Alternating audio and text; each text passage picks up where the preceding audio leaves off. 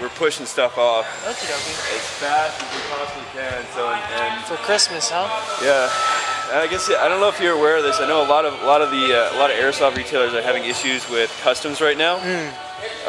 Like they're holding, like, you know, the whole SB 798 bullshit. Yeah. It's like it's coming back almost. Really? Yeah, sort of. They're holding up a lot of stuff in customs. So, you know, with us GI, Evic, and Airsoft Extreme, they're all having trouble with it. We're trying to get stuff out of customs. Vendors, Yeah, Spartan, Prima. Yeah. We're trying to get everything out. And because of that, we have, you know, our stuff's starting to look like a skeleton. So this is normally where I work. Oh, cool. Yeah, nice. tech area. This is Tech tech repair. area. Yeah. Wow. And then, yeah, right now I started out in customer service, and so during Christmas I get pulled back there just so I can just to pick up the slack because we get such a high call volume. How did you end up like working here? Because I mean, obviously you were in the army before, sort of, so you're like, well, I need a job. I got out. What do I do?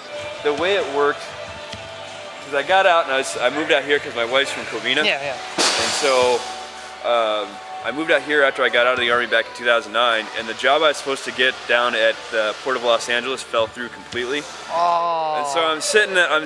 Shit, I'm this like, is happening.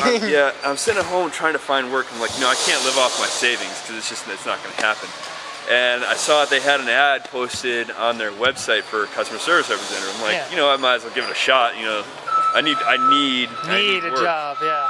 I sent in my resume and cover letter, and they're like, wait, this guy knows about guns. A couple days later, they called me, they asked for an interview, and then a couple days after that, they said, hey, you want a job? I'm like, yes. Yes, take it. I will take it. I will take that. So I'm working long hours, getting overtime. Yep. It's my Christmas break from school, so it's my chance to actually get full-time work. Okay. So, yeah, no, that's. So we're keeping pretty busy right now. So where else are you headed to? Oh, I'm just kind of hitting up all the stores. But he mentioned like you guys have a Tech City game tonight. Yeah, they do. Where were you originally from? San Francisco Bay Area. So, okay, so you're just down here visiting? Yeah, I like drove down yesterday. I was like tired, and I hit up Rangers. So like, on. Got to stay at his place today. Did some videos. Like, nice. Yeah, it was cool. It was cool. So I know you know him too, right? Yeah. We've been in touch. We're trying to help his team out with a sponsorship right now. But again, this is our busiest time of year, so it's really hard trying to push all that stuff through. But you know, come next week when stuff starts calming down, we just got to deal with like returns, and that's when I'll be making my money. See, that's the thing. I was like, man, the week after Christmas must be like crazy because of all the. It's crazy for me. Is I'm doing all the returns customer and service stuff. Oh so. yeah. But yeah, no. Tonight it's our pistol night down at. Yeah, he was saying pistol night down at Tech City. It'd be pretty crazy since all the kids are off school. So. Right. Oh dear. It'd be like I'm hoping like 60, 70 people in that. Yeah, it's really small, but it is a lot of fun. It gets pretty. Sometimes you get too many people there. It gets really chaotic. Yeah. And all of a sudden you just got plastic flying all over the like you get shot. You can't turn a corner without 2 or 3 people hit up behind it. But at least it's a great equalizer with the pistols and shotguns. I mean, if you're going with AEGs, you don't know where you're getting hit from. As soon as they start, as soon as they say go, it's just from both sides. It's just raining on you. It's awesome.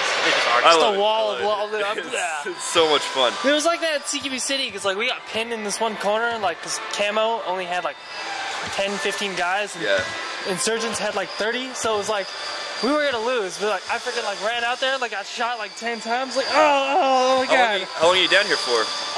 Pretty much till tomorrow. Let's see, today's Wednesday, right? Yeah. Tomorrow's Thursday. Thursday is my last in LA, and then Friday I gotta hit up Mrs. Violence from the controller. Where at? Down in San Diego. Oh, okay. Area, so. You should try going out to. There's another indoor airsoft field over in Rancho Cucamonga. Insight Interactive. I heard about that place. Really cool. It's really good, like really good.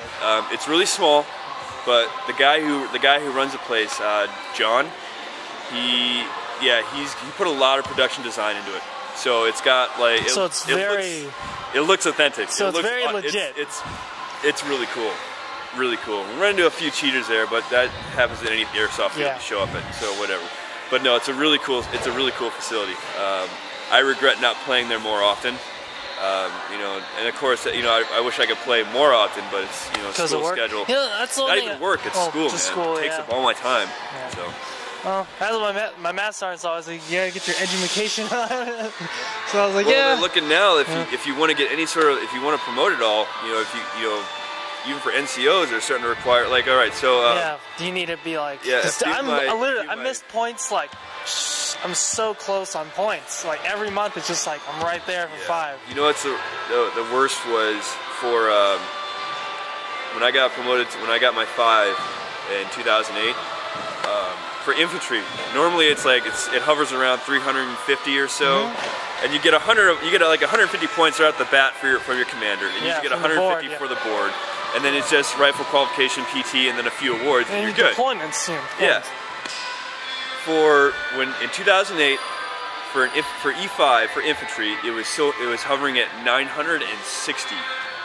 Just like points. I thought it was 798 was the max. Well, whatever it was, it was just sky high. It's like whew. So I had to I spent months doing correspondence courses, just trying to. You know, so I had they changed that too. A lot of people lost hundreds of points because if you just did portions of a course instead of doing the whole course, didn't count. I got lucky then. I slipped through the cracks.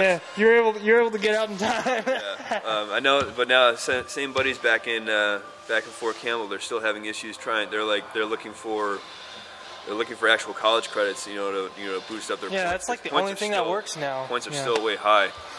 I feel bad for them. Like, you know, we had such a shortage of NCOs, and you know, a bunch of guys are just promotable status for months, just trying to rack up points. It's just the way it works. But it was time for something new. You know, after 2 deployments and 6 years in and getting married, you know, I'm like, oh, I'm gonna try. You know, I think it's time to go to school and actually start a career in something. So I ended up working up here. It was kind of like a fluke then. Huh? Yeah, no, it's. I think it fits though. Kind of fits, you know, your natural background. Are you kidding? I watch my paychecks disappear on the stuff that I, you know, on my own hobby. The worst idea. M60, yeah. GMP. Yeah. No.